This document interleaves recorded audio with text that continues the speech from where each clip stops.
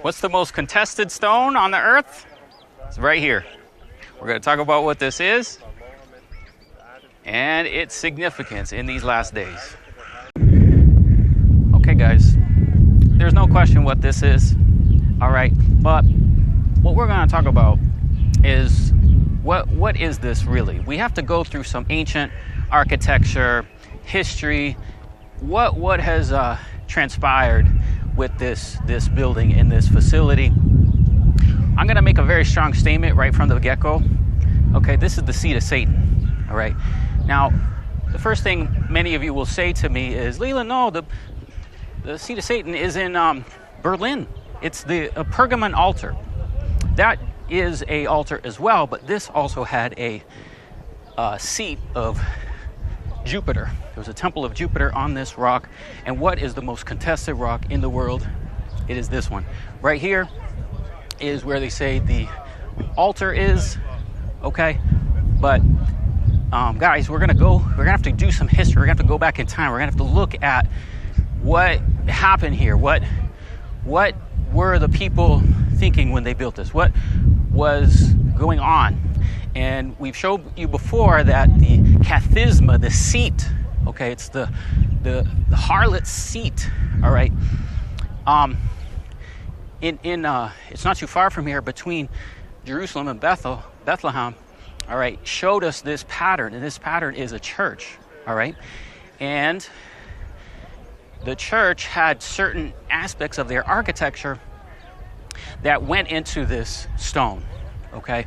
And that information is what we must research, okay? We must research, we must do some history, we must do some studying to see what is going on here, guys. What is this? Why is this the most contested stone in the world? We've shown you before the preparations for the third temple. We've shown you the Sanhedrin synagogue, which Jesus said the synagogue is needed to build the third temple. We've shown you the coin. We've shown you the preparations of the red heifer. We have a whole playlist on this. And now we're going to talk about the seat, okay? The seat and what this place is. Now, if you guys don't know, inside of the Dome of the Rock is a stone. It has a couple names. The Jews call it the foundation stone, and the Muslims call it the stone by which Muhammad ascended to heaven. Okay, so that's why they are contending for the stone that's inside. But this stone predates the Muslims, okay? We've already maintained that the place where we're standing, the place where we're looking at here is a Roman fort. But what did the early Christians do here? Okay, they actually built a church, because you don't see this 8-sided pattern in mosques. Okay, of course it is a shrine, and they built on the foundations of an early church called Hagia Sophia. Sophia is wisdom. Okay, so something is going on here to where it's either the harlot seat or the seat of Satan. Now let's look at Revelation. And when we look at Revelation, we've pointed out before in Revelation to the church at Smyrna. At Smyrna, we saw that these what they say they are Jews and are not, but are the synagogue of Satan. So we've shown you that by the western wall. And then to the church at Pergamos, then what we have is, I know your works, where you dwell, where Satan's seat is. Okay? Guys, this is Satan's seat right here. Okay?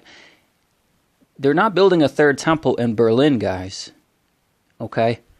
This synagogue is going about building a third temple.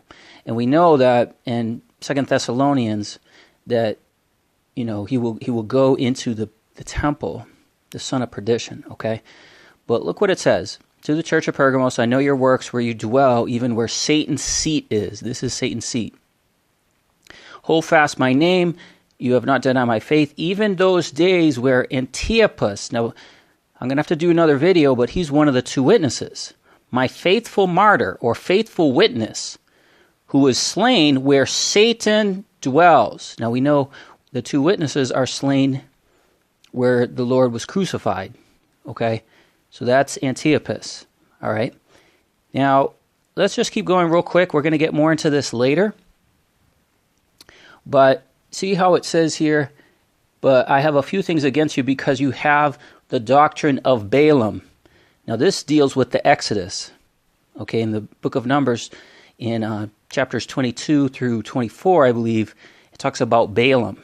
So that's what we must overcome at these times, is the spirit of Balaam. But what? Satan's seat, where Satan dwells. Let's do a little history. Jerusalem is destroyed in 70 AD. Then there's another Jewish revolt called the Bar Kokhba revolt in 132 AD.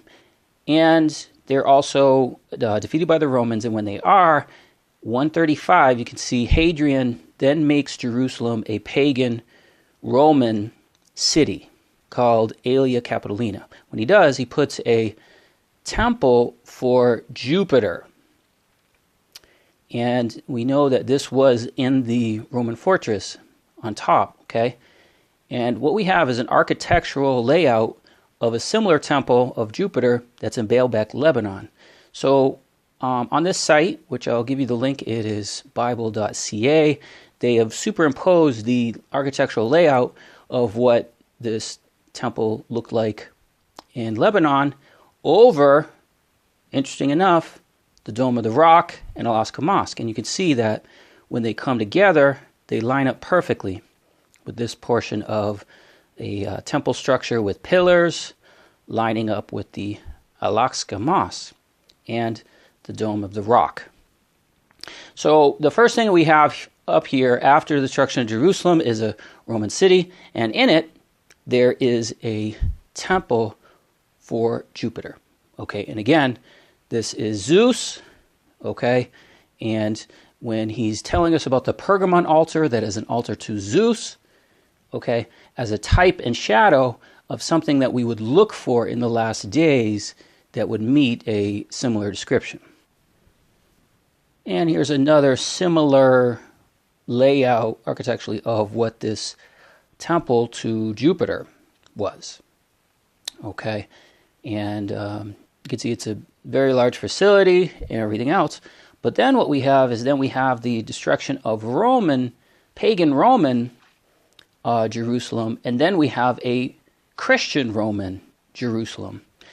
At which point we then get a new building up here built by the Christians.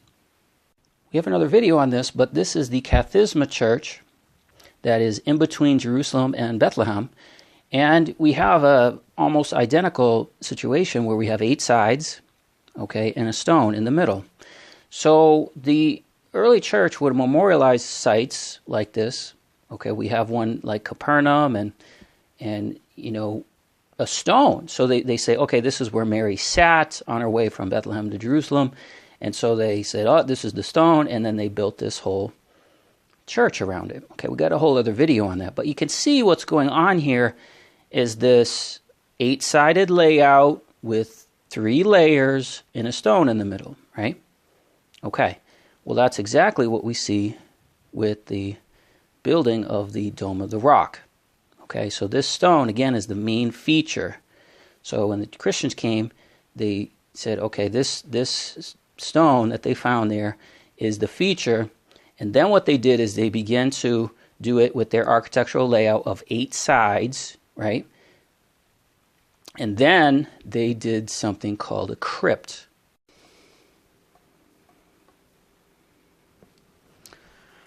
All right, guys, here's some rare footage of the foundation stone and crypt. Okay, remember how I was saying there's a crypt? Well, you could see what they're saying. These are steps leading to the Well of Souls. Now, why in the world would Muslims call a crypt under the foundation stone the Well of Souls? Well, the person getting this, as you can see, he's talking about the Ark of the Covenant, he's talking about the Holy of Holies. He's under the belief that this is the Holy of Holies. Okay, so we'll just make that. Now here's the inside And you can see scaffolding and everything, and that's the foundation stone.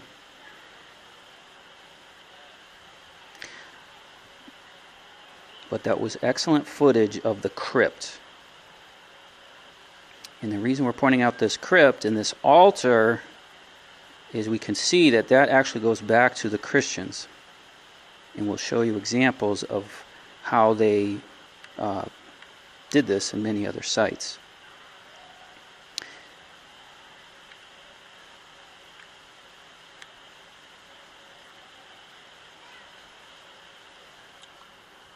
Here's some other views of just the inside of the shrine and the architecture. But there we have the crypt called the Well of Souls. Why would they call it the Well of Souls, guys? They're not reading the book of Revelation, but it's exactly what the book of Revelation says. Revelation chapter 6, the fifth seal, talks about an altar, and the souls cry out from under the altar. And they've even called it the Well of Souls. Okay, here we are at El Arona Church. It's a French church here. And as we walk in, this is a reconstruction of what the architecture would have been at the time of the Byzantine churches. So what we're doing is we're entering here. This is the outside entrance to the church, which you can see inside. All right, here we are at this rebuilt, for the outside at least, Byzantine church. What we have here is we have some steps that are leading up, and we have architectural elements taken from different scriptures, different things. So for example, we see steps here. These steps are part of the first temple built by Solomon. Had a throne and had 6 steps leading up to the throne. And his throne had a round back as represented here. Now, what they've since added is an altar. That you see as an altar is part of the book of Revelation. And the book of Revelation says there's an altar and that the souls cry out from under the altar. So this is a crypt.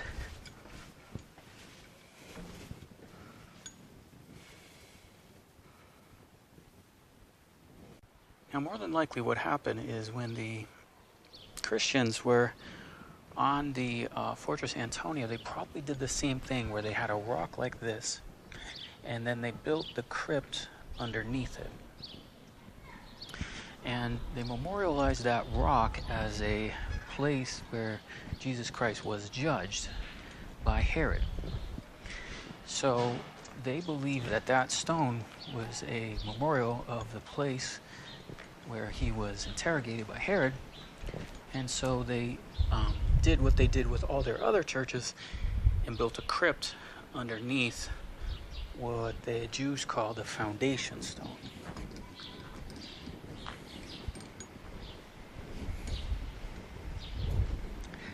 Okay, but either way, these things are an altar.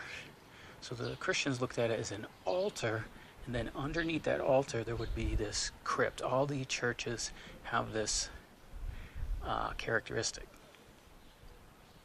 And then you have a crypt, or a thing that you go in down below.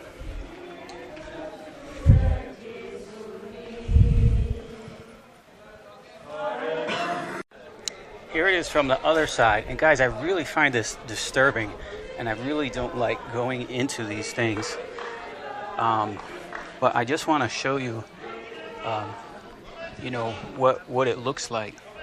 And this is why, when the church is apostate like this, this is why this is the seat of Satan. Okay, now that is a representation of his throne.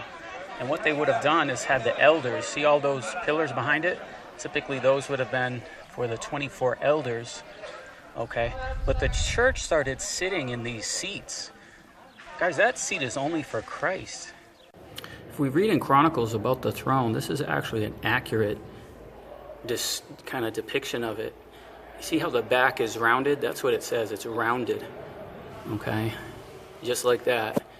And that's what they've done. They've kind of represented that just like his throne. But in these Byzantine churches, this is what they'd have.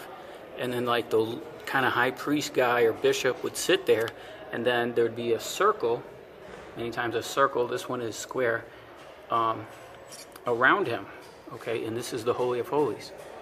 Guys, only the Lamb is worthy to open the seal. Whenever men start sitting in thrones, this is not good.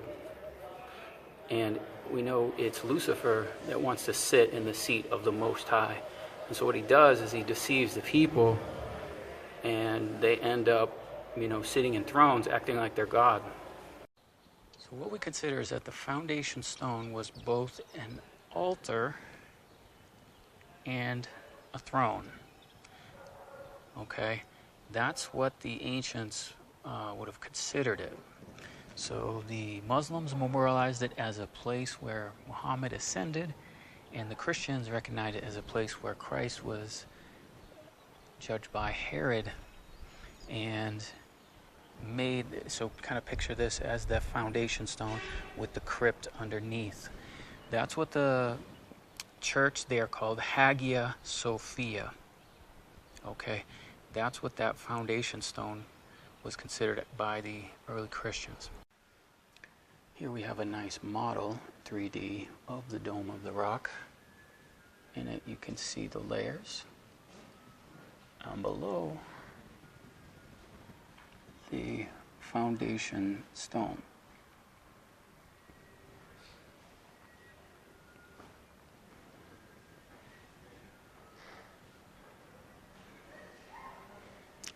And again, sharing characteristics that we do see in Byzantine churches. Okay, behind you can see one of the beast signs here on this. There's another one over here.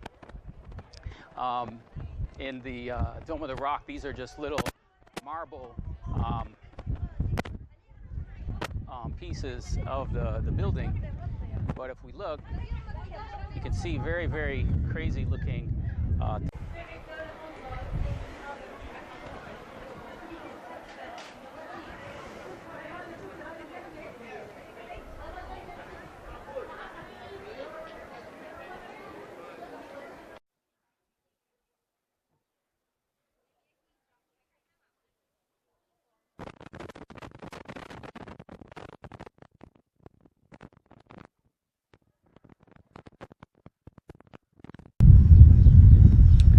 look at that guy.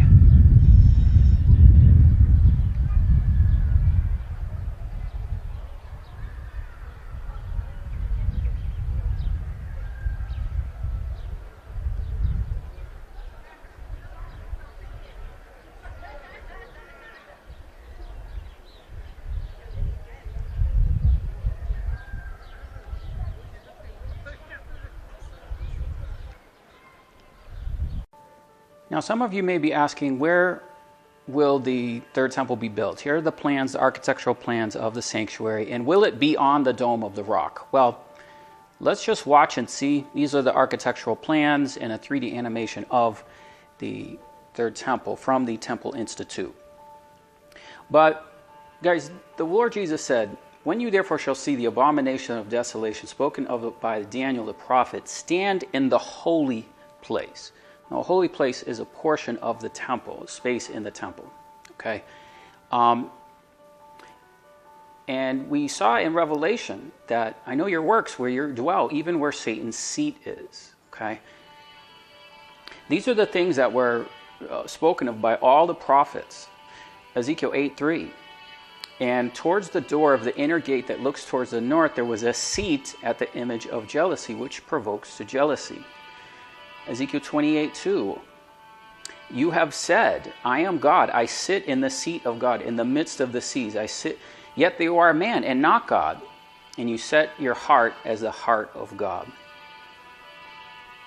2 Thessalonians 2:4, who opposes and exalts himself above all that is called God or is worshipped, so that he, as God, sits in the temple of God, showing himself that he is God.